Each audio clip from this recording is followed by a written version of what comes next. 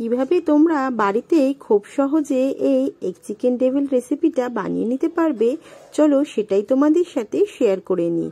নমস্কার, আমি সুপর্ণা, সবুজ কুকিং ওয়ার্ল্ডের আরও একটি নতুন রেসিপিতে সকলকে স্বাগত। একদম সহজ পদ্ধতিতে আজ তোমাদের সাথে রেসিপিটা শেয়ার করে নেব। আশা করি রেসিপিটি তোমাদের ভালো লাগবে এবং উপকারে লাগবে। চলো কথা না বাড়িয়ে ভিডিওটা শুরু করা যাক। ভিডিওটা সম্পূর্ণ দেখার অনুরোধ রইল। রেসিপিটা বানানোর জন্যই প্রথমে আমি নিয়েছিলাম 200 গ্রাম পরিমাণ বোনলেস চিকেন, যেটাকে ছোট ছোট টুকরো করে আগের থেকেই পরিষ্কার করে ধুয়ে জল ঝরিয়ে রেখেছিলাম। এখন নিয়ে নিলাম একটা মিক্সিং জারের মধ্যে, জল না দিয়ে একটা পেস্ট বানিয়ে নেব। কড়াই বসিয়ে কড়াইতে দিয়ে দিলাম 1 টেবিল চামচের মতো সাদা তেল। তেলটা গরম হয়ে গেলে তেলের মধ্যে দিয়ে দিয়েছিলাম 2 বড় সাইজের কুচিয়ে রাখা পেঁয়াজ। পেঁয়াজটাকে একটু নাড়াচাড়া করে ভেজে নেব। খুব বেশি লাল করে ভাজবার প্রয়োজন নেই, একটু নরম হলেই চলবে। এরপর এর মধ্যে দিয়ে দিয়েছিলাম ঝালের জন্য 4টে কাঁচা লঙ্কা। কাঁচা লঙ্কাটাকে তেলের মধ্যে দিয়ে খুব ভালো করে নাড়াচাড়া করে নিতে হবে, যতক্ষণ না পর্যন্ত খুব সুন্দর একটা গন্ধ বেরিয়ে আসে। এরপর এর মধ্যে দিয়ে দিয়েছিলাম 8-10 কোয়া মতো রসুন, যেটাকে একেবারে ছোট ছোট টুকরো করে কেটে নিয়েছিলাম। রসুনটাকে তেলের মধ্যে দিয়েও একটু নাড়াচাড়া করে নিয়েছিলাম। এরপর দিয়ে দিয়েছিলাম কোচানো আদা, ওই ধরো 1 ইঞ্চির মতো। তারপর সেটাকেও ভালো করে তেলের মধ্যে ভেজে নিয়েছিলাম। সমস্ত উপকরণগুলোকে খুব ভালো করে ভেজে নিতে হবে, যাতে কাঁচা গন্ধটা চলে যায়। এরপর এর মধ্যে দিয়ে দিয়েছিলাম 1/2 চা চামচের মতো লাল লঙ্কার গুঁড়ো। লাল লঙ্কার গুঁড়োটাকে দিয়েও একটু নাড়াচাড়া করে ভেজে নিতে হবে। এরপর এর মধ্যে দিয়ে দিতে হবে পরিমাণ মতো হলুদের গুঁড়ো। হলুদের গুঁড়োটাকে দিয়েও বেশ ভালো করে মিশিয়ে নিতে হবে। সমস্ত মশলাগুলোকে ভালো করে কষানো হয়ে গেলে এর মধ্যে দিয়ে দিতে হবে আগের থেকে পেস্ট করে রাখা চিকেনটাকে কিন্তু আমি একেবারে পেস্ট করিনি, একটু গোটা গোটা ছিল। আশা করি দেখে বুঝতে পারছো টেক্সচারটা কেমন এসেছে।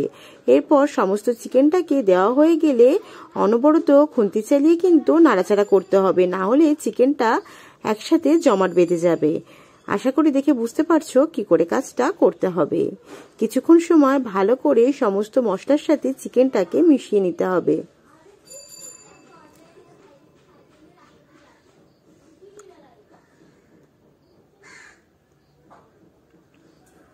ভালো করে মশলার মধ্যে চিকেনটাকে মেশানো হয়ে গেলে এর মধ্যে দিয়ে দিতে হবে স্বাদ অনুযায়ী লবণ। লবণটা দেওয়ার সাথে সাথেই কিন্তু চিকেন থেকে জল ছাড়তে শুরু করবে, আর সেই জলে চিকেনটা সিদ্ধ হয়ে যাবে। আলাদা করে রেসিপিটাতে কোনো রকম জল ব্যবহার করার কোনো প্রয়োজন নেই। ভালো করে চিকেনটাকে এখন নাড়াচাড়া করে মিশিয়ে নিচ্ছি। এরপর এটাকে ঢাকনা দিয়ে রেখে দেব চিকেনটা একটু সিদ্ধ হওয়ার জন্য। ততক্ষণে একটা মশলা বানিয়ে নেব। একটা তড়কা প্যানের মধ্যে দিয়ে দিয়েছিলাম 2 শুকনো লঙ্কা, কিছুটা পরিমাণ গোটা গরম মশলা। গরম মশলার মধ্যে ছিল কিছুটা দারচিনি, 2 লবঙ্গ আর 2 ছোট এলাচ। ভালো করে নাড়াচাড়া করে একটু লাল লাল করে ভেজে নিয়েছিলাম। এরপর এর মধ্যে দিয়ে দিয়েছিলাম 1 ছোট চামচ গোটা ধনেটাকে দিয়েও নাড়াচাড়া করে ভেজে নিতে হবে। ধনেটা একটু ভাজা হয়ে গেলে গ্যাসের ফ্লেমটাকে বন্ধ করে এর মধ্যে দিয়ে দিয়েছিলাম কিছুটা পরিমাণ গোটা জিরে। হাতের কাছে যদি গোটা গোলমরিচ থাকে তাহলে 8-10টা গোলমরিচ এখানে দিয়ে দিতে পারো। তারপর মশলাটাকে ভালো করে ভাজা হয়ে গেলে নামিয়ে ঠান্ডা করে গুঁড়ো করে নিতে হবে। এদিকে যে চিকেনটাকে আমি ঢাকনা দিয়ে রেখেছিলাম সিদ্ধ হওয়ার জন্য, সেটাকে খুলে একটু নাড়াচাড়া করে নেব। এরপর এর মধ্যে দিয়ে দেব যে মশলাটাকে গুঁড়ো করলাম সেখান থেকে 1/2 চা চামচের মতো। তারপর ভালো করে মশলাটাকে মিশিয়ে নিতে হবে। ভালো করে মেশানো হয়ে গেলে আবারও কিন্তু ঢাকনা দিয়ে রেখে দেব। চিকেনটা কিন্তু সম্পূর্ণভাবে এখনো সিদ্ধ হয়নি। মিনিট 2-3 পর ঢাকনা খুলে আবারও নাড়াচাড়া করে দিতে হবে। এখন কিন্তু চিকেনটা খুব ভালোভাবে সিদ্ধ হয়ে গেছে। এই পর্যায়ে এর মধ্যে দিয়ে দিয়েছিলাম 1/2 চা চামচের মতো টমেটো সস। টমেটো সসটাকে দেওয়ার পরে খুব ভালো করে চিকেনের মধ্যে মিশিয়ে নিতে হবে। টমেটো সসটাকে দিয়ে খুব ভালোভাবে মেশানো হয়ে গেলে এর মধ্যে দিয়ে দিয়েছিলাম একটা মিডিয়াম সাইজের আলু, যেটাকে আমি আগে থেকেই সিদ্ধ করে ম্যাশ করে রেখেছিলাম। রান্নাটাতে কিন্তু বাইন্ডিং এর জন্য যেটুকু আলুর প্রয়োজন সেটুকু আলু দেওয়ারই চেষ্টা করবে, তাহলে রান্নার স্বাদটা অনেক বেশি ভালো আসবে। আলু একটু বেশি পরিমাণে দিলে রান্নার স্বাদটা কিন্তু অতটা বেশি ভালো আসবে না। আলুটাকে দিয়ে খুব ভালোভাবে মিশিয়ে নিয়েছি। এখন যে মশলাটা আরেকটু ছিল, সেটাকেও এখন দিয়ে দেব। ওই ধরো আরো হাফ চা চামচের মতো। টোটাল এখানে 1 চা চামচের মতো মশলা আমি ব্যবহার করেছিলাম। আর এখন দিয়ে দিলাম এখানে কিছুটা পরিমাণ গোলমরিচের গুঁড়ো।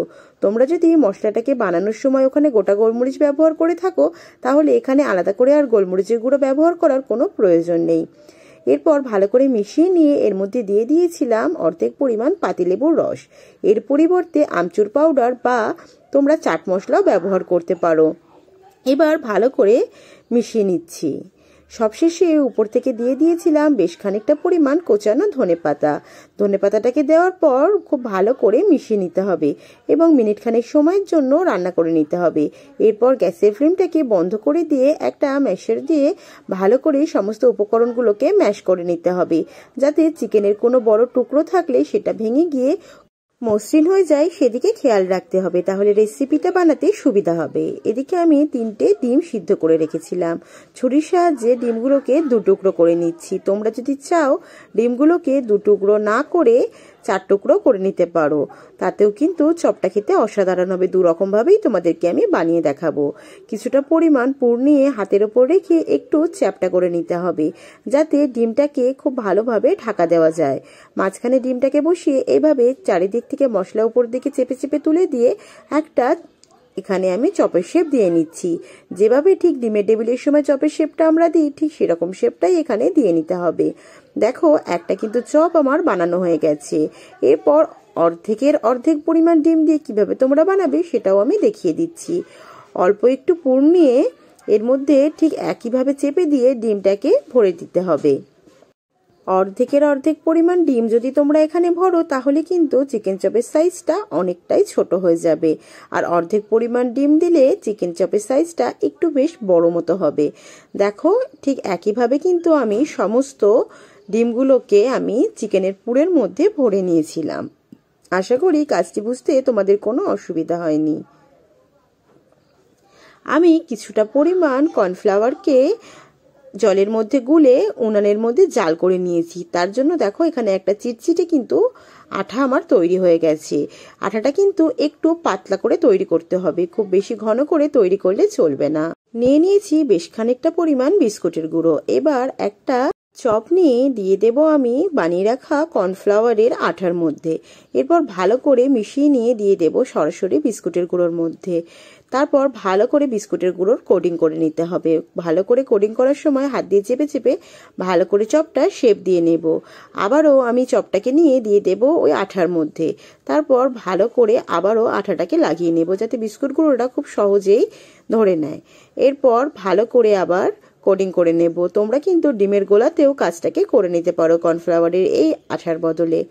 এরপর ভালো করে চপের শেপটাকে দিয়ে নিচ্ছি। এইভাবে কিন্তু হাত দিয়ে চেপে চেপে যদি চপের শেপটাকে দিয়ে নাও, তাহলে দেখবে খুব সুন্দরভাবে চপগুলো তৈরি হয়ে গেছে। আর চেষ্টা করবে ডানাতে আঠা লাগিয়ে বাঁ হাতে বিস্কুট গুঁড়োটা লাগানোর, তাহলে বিস্কুট গুঁড়োটা নষ্ট হওয়ার সম্ভাবনাটা কম থাকে। দেখো সমস্ত চপের মধ্যে কিন্তু আমি এখন বিস্কুট গুঁড়োর কোটিং দিয়ে নিয়েছি। এটাকে এখন তোমরা এয়ারটাইট কন্টেনারে করে ডিপ ফ্রিজে সংরক্ষণ করতে পারবে 15 দিনের জন্য। নর্মাল ফ্রিজে 7 দিনের মতো রেখেও ভেজে খেতে পারবে। এদিকে আমি একটা কড়াই বসিয়ে কড়াইতে দিয়ে দিয়েছিলাম বেশ খানিকটা পরিমাণ সাদা তেল। তেলটা খুব ভালোভাবে গরম করে নিয়ে গ্যাসের ফ্লেমটা হাই রেখে চপগুলোকে ছেড়ে দিতে হবে। আমি খুব বেশি চপ একেবারে ছাড়িনি। একেবারে খুব বেশি চপ যদি ছেড়ে দেওয়া হয়, তেলের টেম্পারেচারটা কিন্তু অনেকটাই কমে যায়, তাহলে চপগুলো অনেক সময় ফেটে যায়। তাই জন্য আমি একটা একটা করে চপ ভেজে নিচ্ছি। আর তোমাদের যদি কড়ার সাইজ বড় হয়, তাহলে গ্যাসের ফ্লেমটাকে হাই রেখে তোমরা কিন্তু এখানে 2-3টে চপ একসাথে ভেজে নিতে পারো। যখন দেখবে একটু ভালো করে রং চলে এসেছে, তখন গ্যাসের ফ্লেমটাকে মিডিয়ামে রেখে চপগুলোকে ভেজে নিতে হবে। তোমরা কিন্তু বাড়িতে অতি অবশ্যই একদিন এই রেসিপিটা ট্রাই করো। আর যদি বাড়িতে বানাও, খেয়ে কেমন লাগলো সেটা আমাকে কমেন্ট করে জানাতে ভুলো না। দেখো চপটা কিন্তু এখন ভালো করে ভাজা হয়ে গেছে। তেল থেকে তুলে নিয়ে দিয়ে দিলাম একটা টিস্যুর ওপর, যাতে অতিরিক্ত তেলটা শুষে নেয়। ঠিক একইভাবে কিন্তু আমি আবারও একটা চপ ভেজে নিচ্ছি। গ্যাসের ফ্লেমটাকে কিন্তু অতি অবশ্যই হাই রেখে চপটাকে ভাজতে হবে। যেহেতু ভিতরে চিকেনটা রান্না করা, তাই গ্যাসের ফ্লেমটাকে হাই করে দিলে কোনো অসুবিধা হবে না। এরপর চপগুলোকে ভেজে আমি সার্ভ করেছিলাম কাসুন্দি আর পেঁয়াজের সাথে। এই ছিল আজকে আমার রেসিপি। ভিডিওটি যদি তোমাদের ভালো লেগে থাকে, তাহলে অবশ্যই লাইক, কমেন্ট এবং শেয়ার করে দিও। যারা আমার চ্যানেলে নতুন, আমার চ্যানেলটিকে সাবস্ক্রাইব করে দিয়ে পাশে থেকো। দেখা হচ্ছে পরবর্তী রেসিপিতে। টাটা।